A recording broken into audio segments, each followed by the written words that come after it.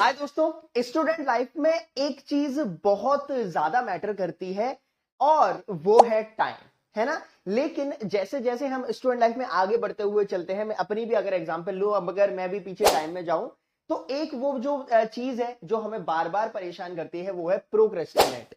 हम चीजों को प्रोक्रेस्टिनेट बहुत करते हैं। इसका क्या मतलब हुआ कि भाई अरे आज जैसे मान लो कि तुम्हारा 4 दिन बाद यूनिट टेस्ट है, मास्टर आज नहीं पढ़ेंगे, कल पढ़ेंगे, कल नहीं परसों पढ़ेंगे। तो उससे क्या होता है कि बहुत ज्यादा चीजें जो मेरे पास हैं वो एग्जाम टाइम के लिए हम छोड़ देते हैं। जैसे अभी भी अगर मैं बात करूंगा तो बहुत सारे मेरे ऐसे साथी हैं जो टर्म 1 या हाफ ईयरली, है ना, या फिर प्री बोर्ड फॉर नेम से कि भैया प्री बोर्ड भी आने वाला है।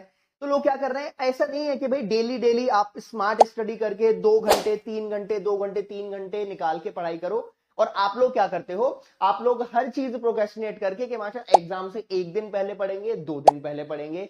और वही चीज आज हो गई है। बहुत सारे स्टूडेंट्स बोल रहे हैं कि सर ने बहुत सारा टाइम वेस्ट कर दिया। जब मैं पूरे ये समर वेकेशंस हो रहे थे, जब मैं समर वेकेशंस में पढ़ा रहा था, तब मैंने आपसे बोला था, और हर साल यही होता है, समर वेकेशंस में अगर आपने अप्रोक्सीमेटली 40 to 50% सिलेबस कवर नहीं किया, इसका मतलब फिर यही होगा कि आपको अब थोड़ा सा मगअप करना पड़ेगा। बहुत ज्यादा चीजें ऐसी हो जाएंगी कि फिर उनको आपको एग्जाम टाइम के लिए छोड़ना पड़ेगा कि मास्टर ठीक है एग्जाम में करेंगे। अब जो गया सो गया, है ना। अब रिग्रेट करके क्या फायदा, टाइम निकल गया, बोर्ड एग्जाम आने वाला है। क्लास 11th वाले जो मेरे साथी है उनके हाफ ईयरली आने वाले हैं, बोर्ड से पहले प्री बोर्ड आएगा। तो मास्टर कैसे किया जाए। तो दोस्त, हर साल मैं अपने मेरे साथियों को यही स्ट्रेटेजी फॉलो कराता हूं, और वो इस स्ट्रेटेजी से बहुत बढ़िया तरीके से कि चलो यार अच्छा हुआ कि इतना कुछ अपन को मालूम पड़ गया, इतना टाइम है और इस टाइम ड्यूरेशन में हम चीजें बहुत अच्छे से कर सकते हैं। सुनिएगा, सबसे पहले अभी आप जिस कगार पे खड़े हो, जहां पे हो, तो आप लाइन बाय लाइन एनसीईआरटी मत पढ़िए। शुरू करते हैं। सबसे पहले आपको क्या करना है कि सबसे पहले don't go through line by line, है ना। जो एनसीईआरटी है उसको आप प्लीज लाइन बाय लाइन अभी इनसे स्टडी मत करिए, है ना। Don't study NCERT line by line. उसका रीजन है, इसका रीजन मैं बता देता हूं। क्योंकि जो एनसीईआरटी है वो लाइन बाय लाइन तो ठीक है, आप लाइन बाय लाइन पढ़ लोगे, लेकिन एनसीईआरटी में बिटवीन द लाइंस रीड करना आपको बहुत अच्छे से आना चाहिए। बिटवीन द लाइंस रीड करने का क्या मतलब है कि मान लो आपने कोई भी लाइन पढ़ी, उस लाइन को अंडरस्टैंडिंग के लिए आपको थोड़ा सा पीछे जाना पड़ेगा, क्लास 10th में जाना पड़ेगा, उसका बेसिक कॉन्सेप्ट समझना पड़ेगा। और कुछ लोग वो बेसिक कॉन्सेप्ट ही रिकॉल नहीं कर पाते हैं। अगर आप बेसिक कॉन्सेप्ट रिकॉल नहीं कर पाओगे, आपको एनसीईआरटी पढ़ने में बहुत प्रॉब्लम होगी। तो अभी के लिए मैं यही बोलूंगा, अगर आपके बेसिक कॉन्सेप्ट, आपके फाउंडेशन बहुत स्ट्रांग है, you can go through it, you can go through whole NCERT, कोई प्रॉब्लम नहीं है। लेकिन अगर आपके कॉन्सेप्ट्स में दिक्कत है, क्लास 10th के हो गए या 11th के हो गए कि मास्टर उन थोड़े थोड़े जैसे ऑर्गेनिक में प्रॉब्लम आती है, तो आप वो मत करिए। फिर जो मैं आपको बोलता रहूं वो उस तरीके से आप पढ़ाई करिए, आपके नंबर काफी अच्छे खासे आ जाएंगे। अब तुम बोलोगे मास्टर कैसे होगा, टाइम कम है, टाइम कम है, सिलेबस इतना ज्यादा है। तो वहां पे जो अपन रूल लगाते हैं, वहां पे जो रूल लगाते हैं वो बहुत फेमस 80-20 रूल होता है।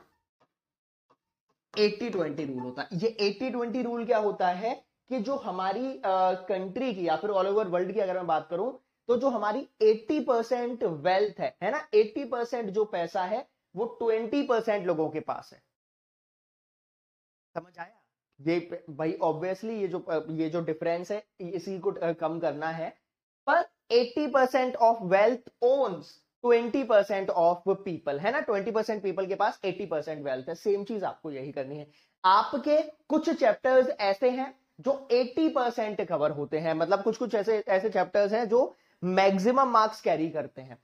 फॉर एन एग्जाम्पल, अगर आप क्लास 12th के हो तो क्लास 12th में जो ऑर्गेनिक आती है, क्लास 12th में जो ऑर्गेनिक आती है वो मेरी एग्जैक्ट अगर मैं आपको बताऊं तो 33 नंबर की आती है आउट ऑफ 70। 33 नंबर की आती है आउट ऑफ 70। और इसका जब आप निकालोगे तो परसेंटेज जो निकल के आएगी वो अप्रोक्सीमेटली 50% निकल के आएगी। ये है 1/3 पार्ट। अरे ये है तो 1/3 पार्ट ना, ऑर्गेनिक इनऑर्गेनिक फिजिकल। लेकिन ऑर्गेनिक जो है वो 50% कवर कर रही है। ये उन रिच लोगों की तरह ही है जो 80% पूरी वेल्थ अपने पास रखते हैं। सेम चीज ऑर्गेनिक के पास है। तो अब आप क्या करोगे, टाइम कैसे बचाओगे। टाइम ऐसे बचाओगे कि आप दूसरे चैप्टर्स को प्रायोरिटी ना देते हुए आप प्रायोरिटी दोगे हेलो एल्केन्स हेलो वरीन्स को, अल्कोहल फिनॉल्स एंड ईथर को, aldehyde ketones and carboxylic acid को, अमीन्स को, बायोमोलिक्यूल्स को। बायोमोलिक्यूल्स भी मैं इसमें रखता हूं। तो ये पंजा, ये जो 5 चैप्टर हैं दोस्त, इसमें रख लो, मजा आ जाएगा। क्लियर हुआ? तो कुछ कुछ ऐसे चैप्टर्स हैं जिनको आपको प्रायोरिटी देनी है, वो आपको अभी से स्टार्ट करने हैं, आज से स्टार्ट करने हैं। एक और मैं आपको चैप्टर बता देता हूं, इलेक्ट्रोकेमिस्ट्री। मैक्सिमम नंबर का आता है इलेक्ट्रो, जो है वो आपकी 9 नंबर की आती है, 9 नंबर की आती है। अब भाई 9 नंबर का आ रहा है तो भैया आपको करना तो पड़ेगा, है ना। तो आप ज्यादा कुछ नहीं है, आप ये लगाइए, है ना। बाकी मैं आपके लिए खड़ा हूं, केमिस्ट्री में आपको कैसी भी दिक्कत आए, कोई भी दिक्कत आए, मैं आपके लिए हर टाइम अवेलेबल हूं, ठीक है। आपको मैं बता दूं, मेरी जो मेल आईडी है वो है शिखर.सिंह, शिखर.सिंह.0904@gmail.com। कोई भी दिक्कत आए आप मुझे यहां पे कांटेक्ट करिए, है ना। बाकी अपना टेलीग्राम ग्रुप भी है केमिस्ट्री विद शिखर सर करके, वहां पे आप कांटेक्ट कर सकते हैं, ठीक है। मैं आपके लिए अवेलेबल हूं 24/7 केमिस्ट्री में, चाहे आप 11th में हो, 12th में हो, किसी से चीज से भी रिलेटेड है, यू कैन कॉन्टेक्ट मी, ठीक है। अब सुनिएगा, आपको आई होप ये चीजें क्लियर हो गई होंगी। बाकी फटाफट से मैं आपको बता देता हूं, क्योंकि अभी बहुत बढ़िया बढ़िया चीजें मेरे पास हैं। जैसे अगर मैं क्लास 12 के बारे में बात करूंगा तो हमारा एक बीटीएस सीरीज है ना, BTS back to school series यहाँ पे स्टार्ट हुई है। ये क्लास 6 और 12 सभी के लिए है।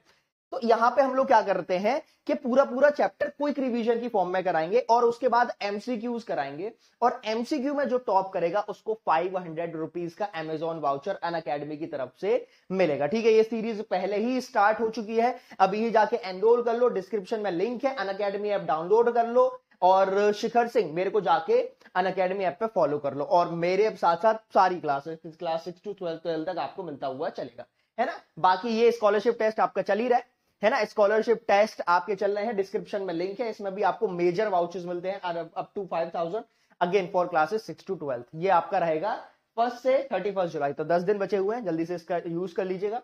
बाकी अपने बैचेस बढ़िया तरीके से चल रहे हैं, पीसीएमबी का बैच है, ठीक है। ये हाफ ईयरली के कुछ कुछ बैचेस चल रहे हैं, तो ये बैचेस के बारे में ध्यान रखिएगा, चाहे आप ह्यूमैनिटीज के हैं, कॉमर्स के हैं, ठीक है, सारे बैचेस हैं। और एनरोल के लिए लिंक तो डिस्क्रिप्शन में है, लेकिन आपको जो डिस्काउंट मिलेगा, फ्लैट जो आपको डिस्काउंट मिलेगा, वो आप SKS10 कोड यूज करके मैक्सिमम डिस्काउंट पा सकते हो, और इससे आप फिर मेरे से पर्सनली भी कनेक्टेड रहोगे, ठीक है। तो ये दो चीजें मैंने आपको बता दी हैं। ये बैचेस बिल्कुल बढ़िया टाइम पे इस्तेमाल हुए हैं।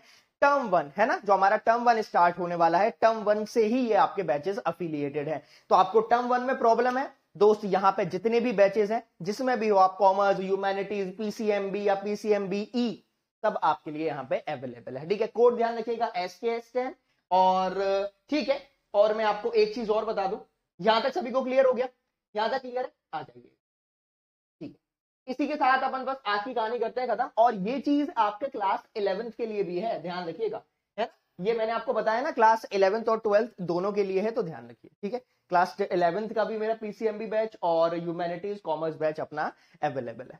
तो इसी के साथ अपन आज की कहानी करते हैं खत्म। आई होप कि आपको पूरा बढ़िया तरीके से क्लियर हो गया होगा। कोई भी दिक्कत, कोई भी क्वेरी है तो आप कमेंट बॉक्स में बताइएगा। बाकी अब बारी है टर्म 1 की, अब बारी है हाफ ईयरली में बढ़िया नंबर लाने की विद कॉन्सेप्ट क्लियरिंग, है ना। कॉन्सेप्ट क्लियर करते हुए चलेंगे, ठीक है। चलिए मिलते हैं अगले सेशन में, तब तक के लिए अपने ख्याल रखिए। कोड यूज करिएगा SKS10 फॉर मैक्सिमम डिस्काउंट। बाकी कमेंट बॉक्स में कोई भी दिक्कत, कोई भी डाउट है तो बताइएगा, ठीक है। चलिए ध्यान रखिए अपना, all the best, thank you so much, bye bye.